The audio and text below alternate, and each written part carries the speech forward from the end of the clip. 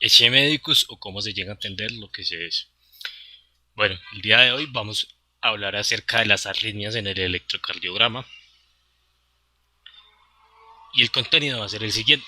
Vamos a definir qué es una arritmia, que ya habíamos hablado de eso un poco en el video anterior. Vamos a ver la clasificación más básica de las arritmias y a partir de esa clasificación vamos a ver algunas bradiarritmias y el grueso del tema que serían las taquiarritmias.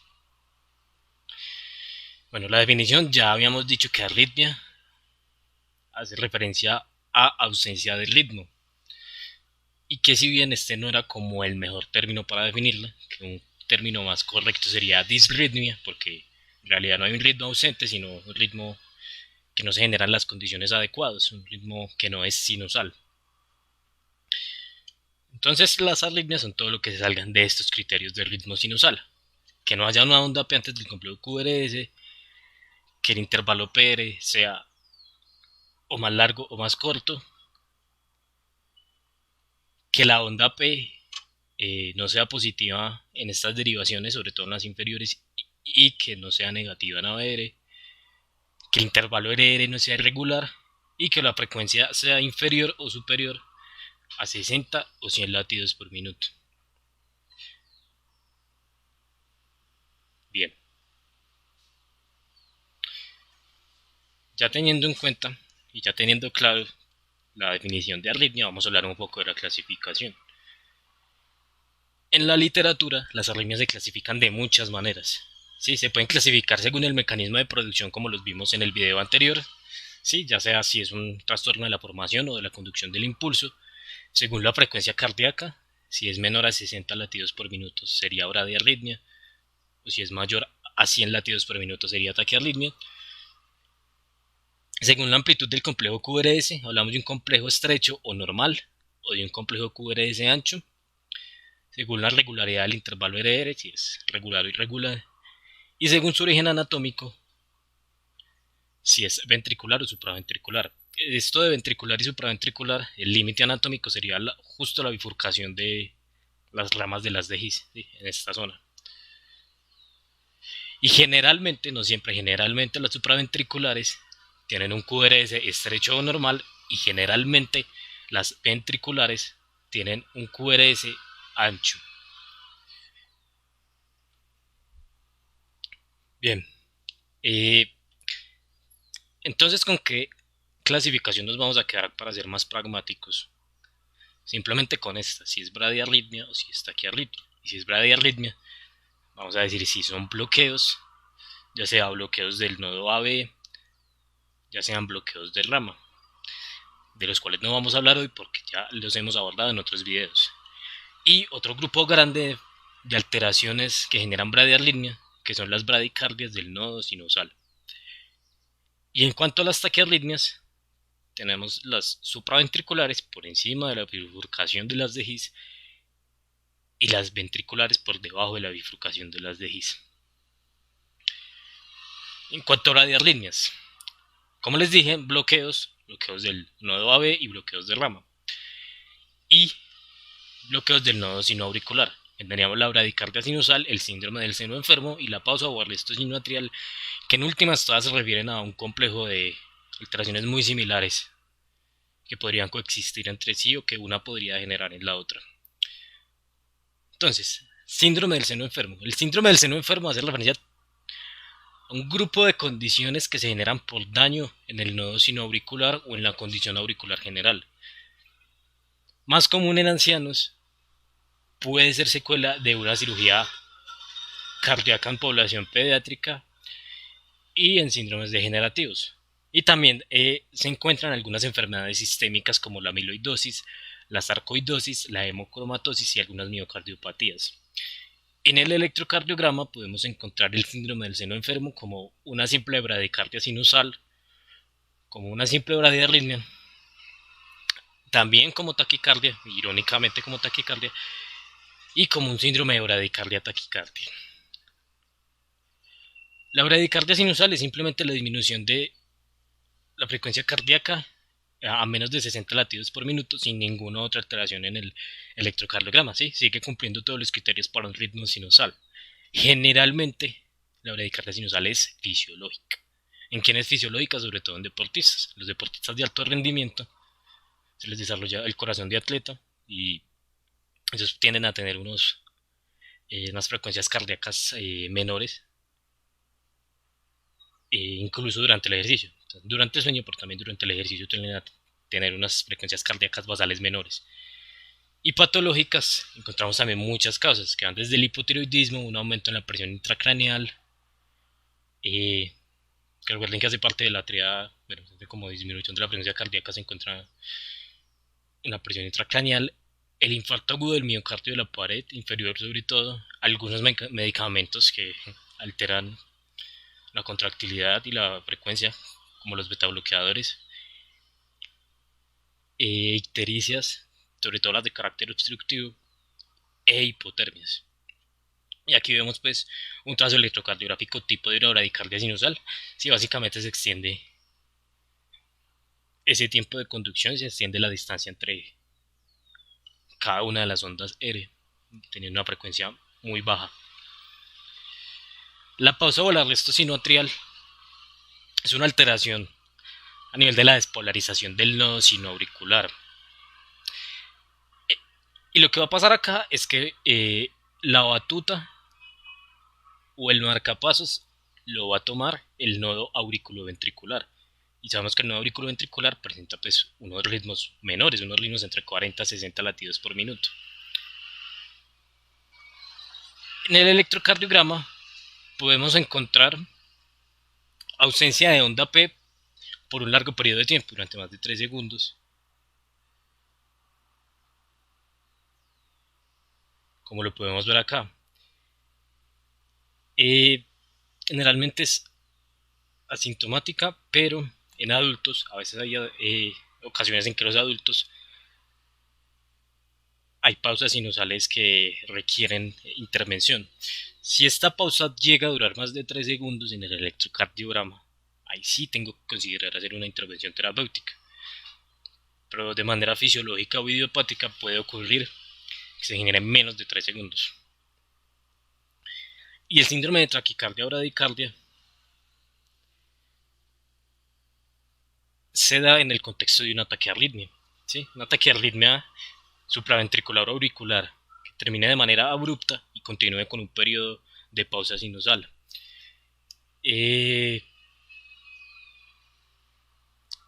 Aquí lo que pasa es que momentáneamente los marcapasos secundarios, ya sean los del nodo AB o el ASDEIS, toman la batuta por un momento mientras vuelve a tomar el control el nodo sinoauricular. Es algo más bien raro. Es un fenómeno que irónicamente se puede dar por yo tratar o por el tratamiento con algunos antiarrítmicos. Si el tratamiento de algunas taquiarritmias con algunos antiarrítmicos me puede generar este síndrome. Como pueden ver, pues acá lo que nos mostraba era que este paciente venía con una fibrilación auricular, que ya vamos a ver de qué se trata. Y en algún momento se le hizo como la intervención terapéutica y esa intervención terapéutica generó un periodo de bradicardia, ¿sí? Una pausa sinusal, mientras retomaba otra vez el ritmo. Listo. Eso era todo con respecto a las bradiarritmias. No sé abordar más, porque pues clínicamente no son tan significativas, no son tan comunes, no generan tanta alteración clínica, pero es igual muy importante tenerlas en cuenta. Y pues también recordarles que sobre los bloqueos ya tenemos algunos videos que si quieren repasarlos es importante que los revisen. Bueno, en cuanto a taquiarritmias, como les dije, se clasificaban en supraventriculares y en ventriculares. Las supraventriculares tenemos la fibrilación auricular, que es la más común y por lo tanto la más importante. Tenemos el plotter auricular, tenemos la taquicardia multifocal atrial, tenemos la taquicardia paroxística supraventricular, el síndrome de Wolff-Parkinson-White, que pues, ya lo hemos hablado en otros videos. Y en cuanto a las taquiarritmias ventriculares, tenemos la línea de puntas torcidas, la fibrilación ventricular, la taquicardia ventricular y también podríamos hablar un poco del flutter ventricular. Supraventriculares, la fibrilación auricular Fibrilación auricular es una taquiarritmia que se caracteriza por una pérdida en la función del marcapasos del nodo sinoauricular. Se pierde la función de marcapasos y lo que se va a generar es una actividad caótica eléctrica en todas las aurículas que va a alterar la función tanto eléctrica como mecánica del corazón y va a generar una respuesta insuficiente tanto de las aurículas como de los ventrículos. ¿Por qué es importante la fibrilación auricular? Es importante ¿por qué? Porque esta es la línea más frecuente en la práctica clínica, ¿sí? Por lo menos en la mayor parte de las personas mayores de 70 años con alguna comorbilidad cardíaca se va a generar por lo menos un episodio de fibrilación auricular. Entonces yo tengo que saber, sobre todo, identificarla y posteriormente tratarla, aunque en este video no vamos a hablar de tratamiento. La fisiopatología generalmente se inicia en la aurícula izquierda. La aurícula izquierda porque tiene una serie de alteraciones anatómicas, eléctricas y mecánicas que generan una serie de zonas de gatillo, que generan unos pequeños potenciales precoces, unos potenciales precoces. Esas zonas gatillos generalmente son las venas pulmonares, ¿sí? Alrededor de las venas pulmonares se forman unas venas gatillo, unas zonas de gatillo, y esas zonas de gatillo van a generar múltiples focos de reentrada y van a generar reentradas pequeñas que terminan opacando la función del nodo sinoauricular.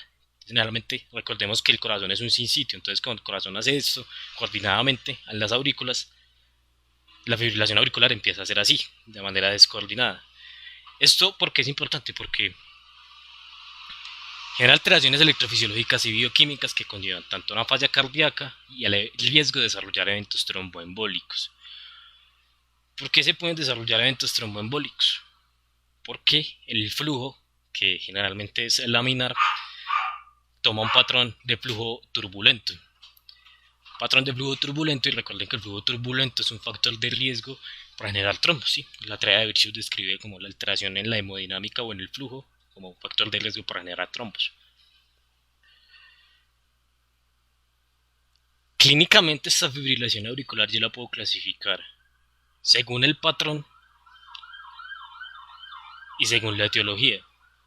Según el patrón hace referencia más a la temporalidad y según la etiología a las causas subyacentes. Entonces, según el patrón o temporalidad, yo puedo tener un primer episodio, sí, un paciente que me llegue por primera vez al servicio de urgencia sin ningún antecedente previo de fibrilación auricular. Puede ser paroxística, un episodio que dure entre 48 horas y 7 días. Puede ser persistente, que es un episodio que se prolongue 7 días y hasta menos de un año, con periodos obviamente de descanso, por así decirlo. Persistente de larga duración, que dure más de un año, ya sea que se logre restablecer o no el ritmo sinusal. Y permanente es que dure más de un año sin recuperación del ritmo sinusal. Esta clasificación de persistente y permanente tiene más importancia sobre todo en el pronóstico y tratamiento, porque pues hay pacientes en los que por varias razones no se restablece el ritmo sinusal, pero pues no vamos a hablar mucho de eso acá. Y en cuanto a la etiología, puede ser valvular o no valvular, ¿sí?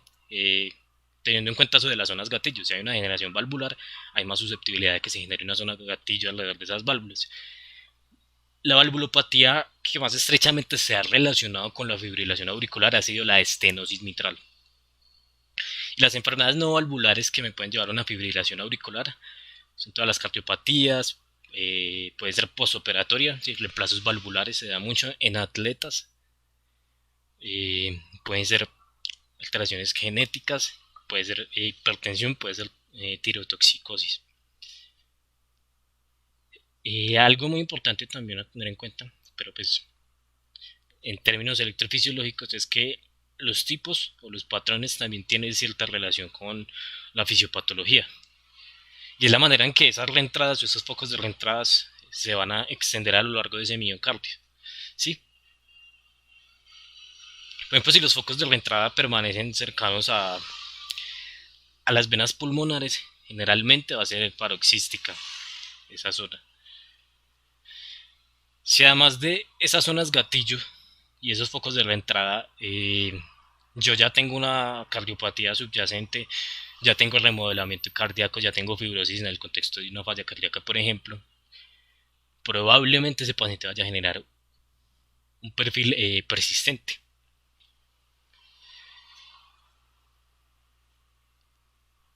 Y si yo ya tengo la fibrosis muy extendida a lo largo de esa aurícula, ya tengo un remodelamiento muy importante que me afecta de manera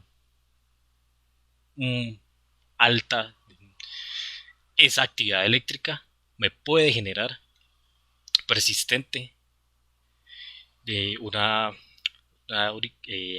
fibrilación auricular persistente. En cuanto a la clínica, muchas veces es asintomática, ¿sí? Hay pacientes que pueden pasar mucho tiempo con estas patologías asintomáticas. Pueden describir palpitaciones, ¿sí? El paciente dice, yo siento que mis ritmos cardíacos se aceleran, mi ritmo cardíaco se acelera, yo puedo sentir mi corazón, siento como si se me saliera del pecho algunas veces. Puede generar algún dolor anginoso, puede generar disnea y en algunos casos mareos y síncope. ¿Cuál es el problema con la fibrilación auricular? Que muchas veces yo la descubro solo en el contexto de una complicación. Es decir, en una insuficiencia cardíaca aguda que me genere un edema pulmonar, el paciente me llega disneico y con signos francos de todo lo que sea una falla cardíaca aguda, o en un evento tromboembólico, ya sea en un accidente cerebrovascular, en un infarto renal, en un infarto esplénico, en una isquemia aguda de las enfermedades, o puede ser también un accidente transitorio. En el electrocardiograma yo voy a encontrar una ausencia de onda P, no hay onda P por la obvia alteración en las aurículas, la línea de base es irregular, el intervalo RR es variable y se dice que es un ritmo regularmente irregular, ¿sí? Se forman como conjunticos de RRs que tienden a agruparse pero después se dispersan. Es difícil de definir eso del ritmo regularmente irregular. La frecuencia cardíaca es muy variable y los complejos QRS son estrechos.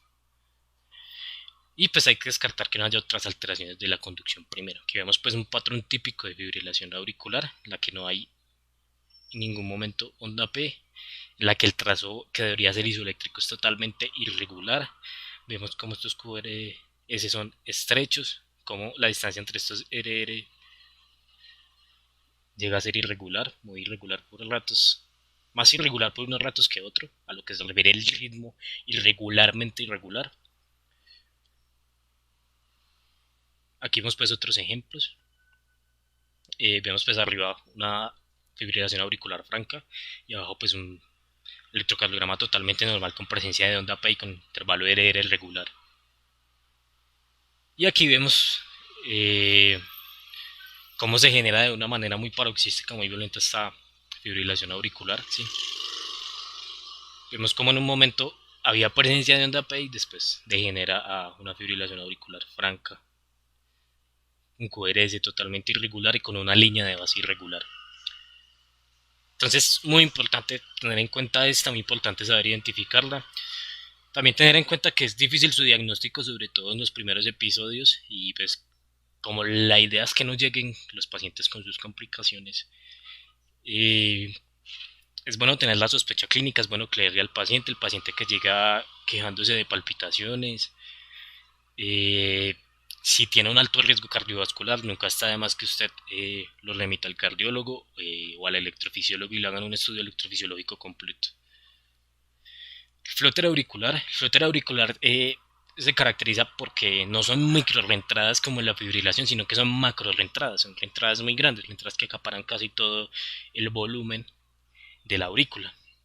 Sí, son unas reentradas, un bloque de reentradas que se genera en dirección contraria a las manecillas del reloj. Y es característico porque dicen que si usted observa el espacio entre las ondas aéreas, se ve como si fuera un serrucho, ¿sí? Con un patrón de serrucho.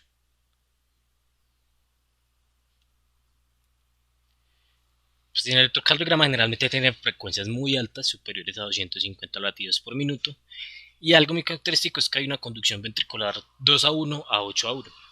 ¿Qué se refiere a la conducción ventricular 2:1? Que cuando debería aparecer el complejo QRS, no aparece, ¿sí? Generalmente hay dos conducciones auriculares por una conducción ventricular, ¿sí? O sea, pueden pasar 2 periodos de tiempo de latidos cardíacos normales en los que no aparece el complejo QRS. Y la onda P en forma de diente de sierra o de serrucho. Y algo característico que lo puede diferenciar de la fibrilación es que el RR es irregular. Aquí vemos pues ese patrón característico en forma de diente de sierra. Y vemos como por algunos momentos puede ausentarse el complejo QRS.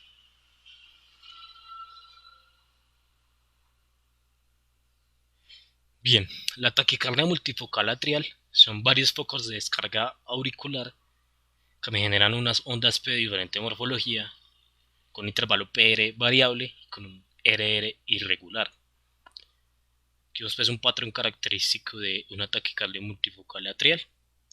Vemos cómo se genera una morfología ya sea picuda,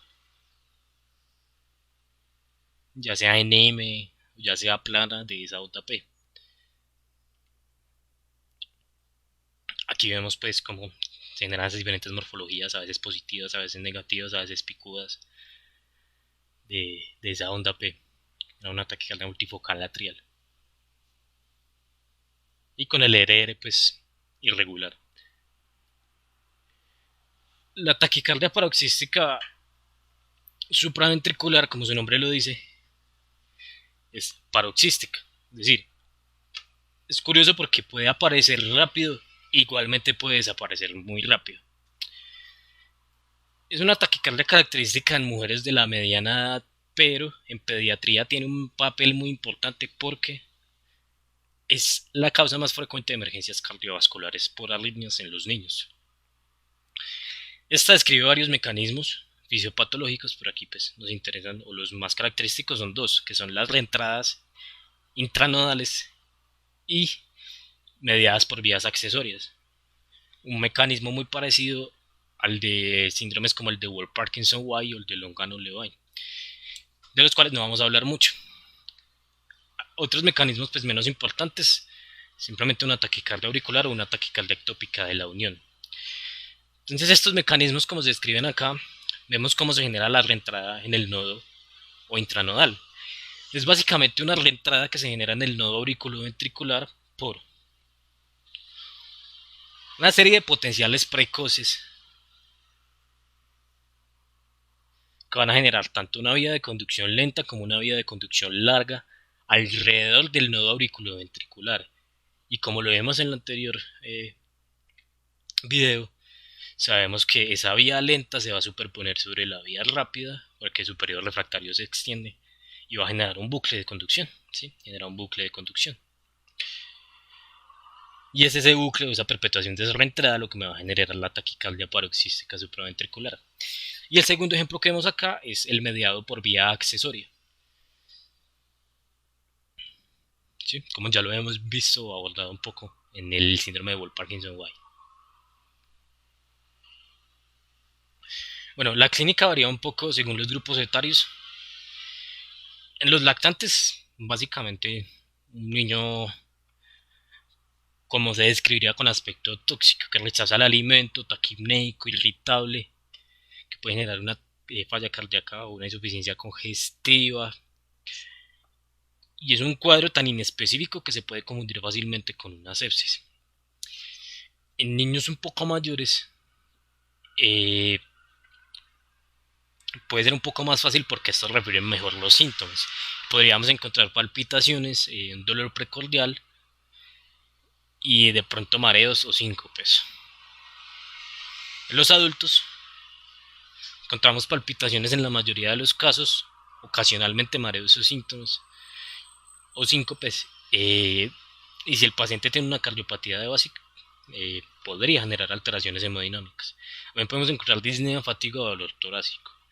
Algo característico de esta taquiarritmia, que es tanto terapéutico como diagnóstico, es el uso de maniobras vagales. Las maniobras vagales, recuerden que son todas aquellas maniobras que se usan para aumentar la actividad parasimpática, para aumentar el tono vagal, para activar los vasoreceptores del seno carotidio. Recuerden que hay varias, está la maniobra de Valsalva, que Lo que pretende hacer la maniobra de Valsalva es aumentar la presión intratorácica para generar todo ese mecanismo de activación parasimpática. Está el masaje del seno carotídeo. Hay algunas maniobras posicionales. Y pues siempre ha habido una discusión muy amplia sobre la utilidad de las maniobras vagales, pero pues suelen ser efectivas como en momentos en que no hay mucho más que hacer por el paciente. En el electrocardiograma yo encuentro un QRS estrecho, una frecuencia cardíaca entre 120 y 250 latidos por minuto. Y tengo dos formas de encontrarla. Una forma típica, en el que hay ausencia de onda P y hay Eres prima en B1 y ondas S falsas en derivaciones inferiores. Por ejemplo, acá vemos una forma típica en el que en B1 se genera como una pequeña onda R subsecuente al QRS, ¿sí? Que llamamos la onda R'. Y tenemos la forma atípica en que las ondas P son negativas y se encuentran principalmente en las derivaciones inferiores. ¿Sí? Vemos cómo generan ondas P negativas siempre después del complejo QRS.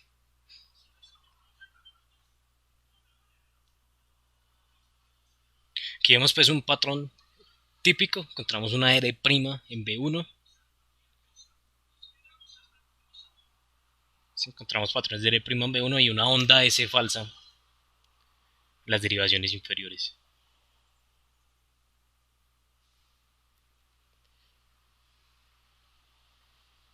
Y aquí vemos una forma un poco más típica, porque en las derivaciones inferiores vamos a encontrar la onda P negativa, como por ejemplo en una BF o en 2 vamos a encontrar esa onda P negativa. Sí, si vemos el trazado continuo del D2, vemos como en todo ese trazado continuo hay una onda P negativa. Bien, eso era todo con respecto a las supraventriculares. Las supraventriculares es muy importante tenerlas en cuenta, sobre todo por su aparición brusca, por ser tan paroxísticas. Si bien no generan tantas alteraciones hemodinámicas, pueden degenerar a situaciones más complejas o pueden alterar la calidad de vida del paciente de manera importante. Pues ya lo vimos como en una fibrilación auricular se pueden generar todas esas alteraciones ocasionadas por trombos. Bueno, cuanto a las ventriculares sí son muy importantes, sí generan un gran riesgo clínico, incluso generan un gran riesgo para la vida. Incluso aquí es donde encontramos la mayoría de los ritmos de paro cardíaco, pues porque genera muchas alteraciones hemodinámicas, porque la mayor parte de la función hemodinámica del corazón recae sobre los ventrículos. Entonces cualquier cosa que altere los ventrículos me va a alterar por consiguiente el gasto cardíaco y el resto de determinantes de la función cardíaca que subyacen a esta. Entonces, como ya habíamos dicho, son todas aquellas que se originan por debajo de la bifurcación de las de His. Sí, son 3 o más extrasístoles ventriculares superiores a 100 latidos por minuto y generalmente tienen un intervalo QRS ancho. Fisiopatológicamente,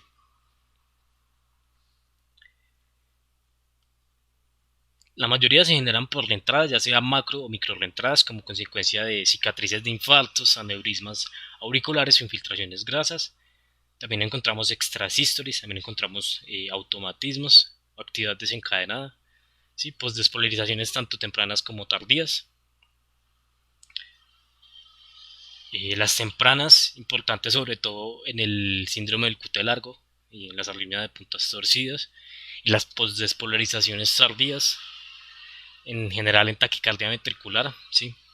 Como consecuencia del uso de catecolaminas o de intoxicación por digitálicos.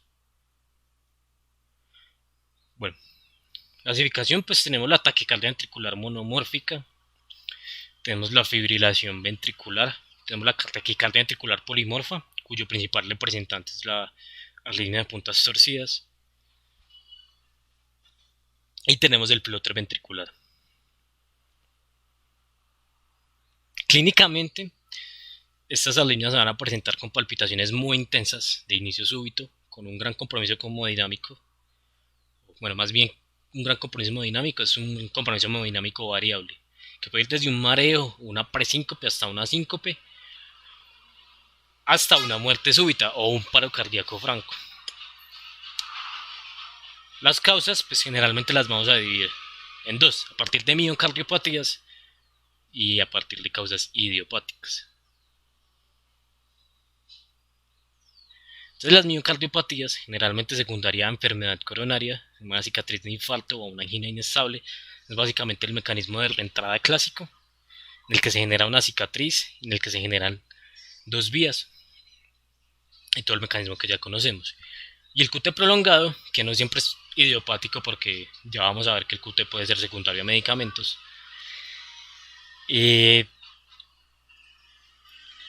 vemos cómo se generan pues esos pospotenciales tempranos, ¿sí? Como consecuencia de un aumento en la entrada de sodio y calcio y una disminución en la salida de potasio, por bloqueo de los respectivos canales. Lo que va a generar una prolongación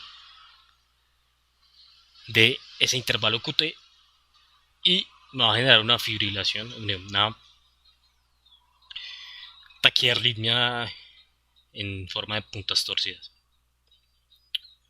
Bueno, la taquicardia ventricular va de 100 a 220 latidos por minuto.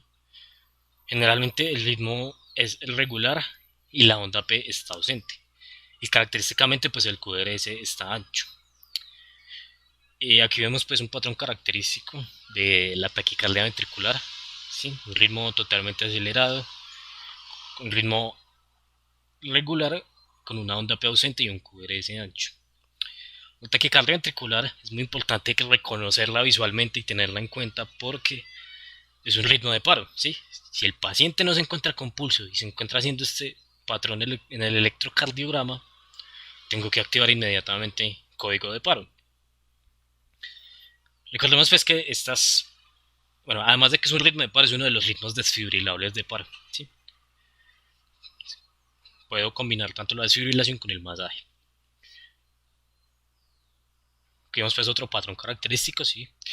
Como pueden ver, es un patrón de imágenes muy regular, con una frecuencia muy acelerada, con un QRS totalmente ancho.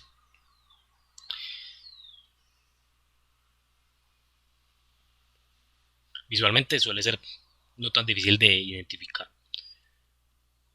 La fibrilación ventricular tiene una frecuencia aproximada de 250 latidos por minuto. Pues generalmente tiene una morfología caótica, ¿sí? no como tan característica. También se considera un ritmo de paro, también es desfibrilable. Las ondas son totalmente irregulares, no se puede distinguir ninguna onda de manera característica. Generalmente se da por cardiopatía isquémica o miocardiopatía hipertrófica dilatada. Y pues aquí el único tratamiento eficaz es la desfibrilación. Aquí vemos pues otro patrón más característico de esta fibrilación ventricular. Sí, vemos básicamente una línea totalmente caótica, con una ausencia total del complejo QRS, no se puede distinguir ninguna onda de la otra, ocupa totalmente todas las derivaciones y todo el electrocardiograma. A veces puede ser difícil diferenciar la taquicardia de la fibrilación ventricular. Hay algunas claves como para poder diferenciarlas, pues más allá de la memoria visual. Básicamente que la taquicardia ventricular no tiene frecuencias tan altas, ¿sí? Frecuencias entre 200-250 latidos por minuto. En cambio la fibrilación tiene frecuencias muy altas, entre 350 y 500 latidos por minuto. Y en la taquicardia ventricular yo sí puedo ver el complejo QRS, ¿sí? Lo puedo ver. Ancho, pero le puedo ver formita. En cambio en la fibrilación yo no puedo ver por ningún lado el complejo QRS y ni ninguna onda, no las puedo ver, no las puedo identificar. Y además pues suele ser muy fluctuante tanto el ritmo como la amplitud. Bueno, ya hablamos pues de las monomorfas, por así decirlo, vamos a hablar de las polimorfas. Taquicardias ventriculares polimorfas, pues la más característica es la línea de puntas torcidas. Se llaman polimorfas porque varía mucho, sobre todo la amplitud. Entonces pueden encontrar como múltiples formas. En la taquicardia ventricular de puntas torcidas es muy característica y muy caótica porque lo definen como que cada 5 a 20 latidos se cambia el eje. Entonces se ve como el electrocardiograma cambia de positivo a negativo. Esto es muy difícil de identificarlo pues por la propia morfología. Pero básicamente lo que nos quiere decir esto es que se ve como una cuerdita, se ve como una onda, tiene como una forma sinusoidal. Sí, se ve como... ¿Cómo se llama el álbum de Arctic Monkeys? Esa no es la canción. Bueno, se ve como ese álbum de los Arctic Monkeys. Como ese álbum de los Arctic Monkeys, entonces dice el ataque cardiaco ventricular polimorfa de puntas torcidas. Y se ve así, como un patrón muy sinusal, muy sinusoidal, muy de onda. Tiene algunas pausas, sí, tiene algunas bradicardias y se asocia con un intervalo QT prolongado de base. Pues como mecanismo fisiopatológico.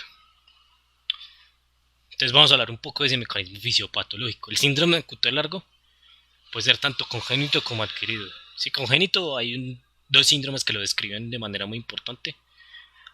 El de Jervell y Lange-Nielsen, que se asocia con sordera, y el de Romano-Ward, que no se asocia con sordera. El caso es que hay una alteración o una canalopatía, sobre todo en la formación de canales de sodio o potasio, que generan un síndrome de QT prolongado congénito. Y el adquirido se va por muchas razones, como ya las habíamos visto en el anterior video. Puede ser por alteraciones hidroelectrolíticas como hipopotasemia o hipomagnesemia, antiarrítmicos del grupo 1A como la quinidina o del grupo 3 como el sotalol. Pueden ser algunos antibióticos como los macrólidos, pueden ser antihistamínicos, puede ser el ketoconazol como antifúngico, pueden ser algunos antidepresivos tricíclicos, puede ser la cisaprida. Básicamente lo que se hace es alterar a nivel de la fase 2 y de la fase 3 del electrocardiograma, ¿sí? La dependiente de canales lentos de calcio y los canales de potasio, se generaba una alteración a nivel electrofisiológico que va a generar en los potenciales precoces, y esos potenciales precoces me van a prolongar esas fases, me van a prolongar el QT en el electrocardiograma, como lo podemos ver acá, ¿sí?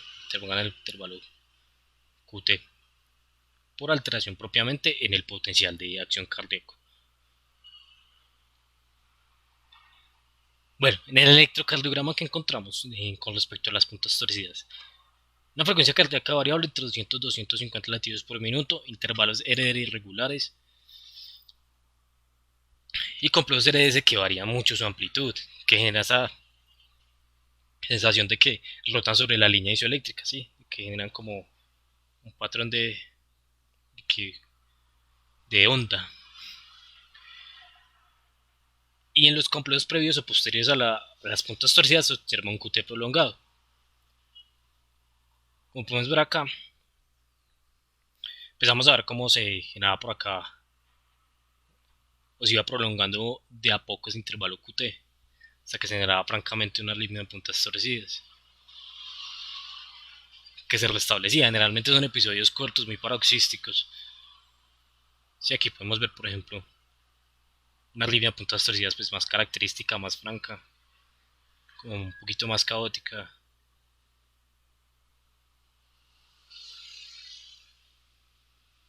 Bueno, con respecto al flúor ventricular,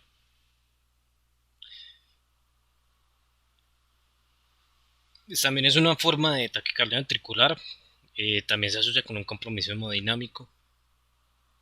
Es corta, sí, generalmente es de corta duración y generalmente es un preámbulo a la fibrilación ventricular. Sí, una flutter puede generar a una fibrilación ventricular y también requiere un soporte visal avanzado. Algo característico del electrocardiograma es que no varía tanto la amplitud, ¿sí? No varía mucho la amplitud del QRS. Y además, eh, una forma de identificarlo es que yo veo la misma imagen, tanto al derecho como al revés, y si volteo boca abajo ese electrocardiograma como es esta imagen, se ve casi igual. Es como una estrategia diagnóstica, así que yo la veo igual tanto hacia arriba como hacia abajo. Si vemos como una onda sinusoidal continua, no hay ondas P, el QRS está totalmente ancho, no se identifica una onda T, y las frecuencias son mayores a 200 latidos. Sí, podemos ver pues cómo se generan como esas amplitudes tan características. Que de hecho pues puede confundirse con una taquicardia ventricular, lo cual es raro porque como ya les dije, generalmente es como el preámbulo a las taquicardias ventriculares. Muchas veces las taquicardias ventriculares inician antes con un plotter. Y bueno, eso era todo por este video. Pues la idea era simplemente aprender cómo a identificarlo en el electrocardiograma. La estrategia acá pues es simplemente entrenar la memoria fotográfica, muy importante reconocer los ritmos de paro, pues porque es la situación límite que nos obliga a actuar, ¿sí? Entonces identificarlos para saber cómo actuar.